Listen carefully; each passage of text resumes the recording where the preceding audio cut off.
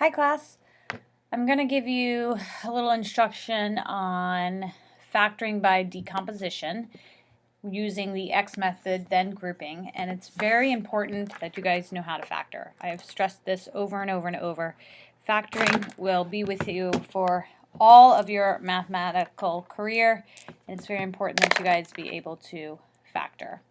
Specifically today we're going to be factoring when the leading coefficient is not 1. So you guys can see that this quadratic function is in standard form, ax squared plus bx plus c.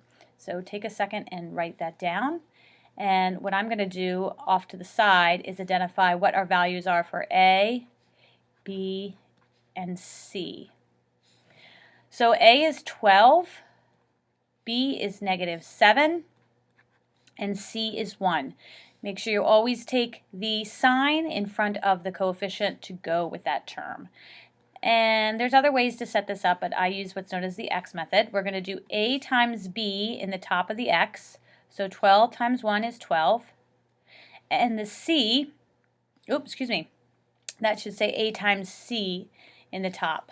So correction there, a times c. And then the b goes in the bottom of the X. So our goal is to come up with two numbers that multiply together give you a positive 12, but add give you a negative 7. Both numbers have to be negative. That's the only way to get a positive product and a negative sum. So the numbers happen to be -4 and -3. And the order that you place them does not matter. These are the two numbers that will split the middle term. So -7x will become -4x minus 3x, and if you were to add those back up, it would go right back to -7x.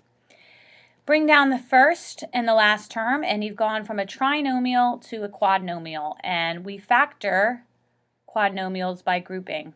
So I group the first two terms together, and I pull out the GCF.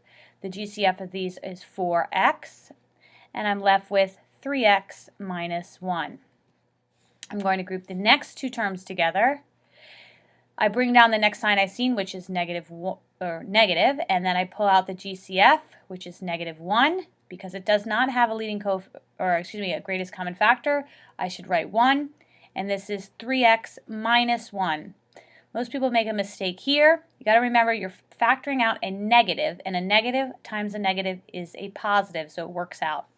You should notice that the purple and the green term have a common factor, and that common factor is 3x minus 1.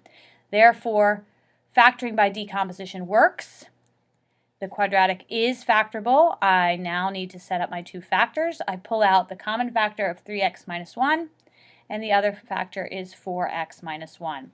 The order of these does not matter because commutative property of multiplication.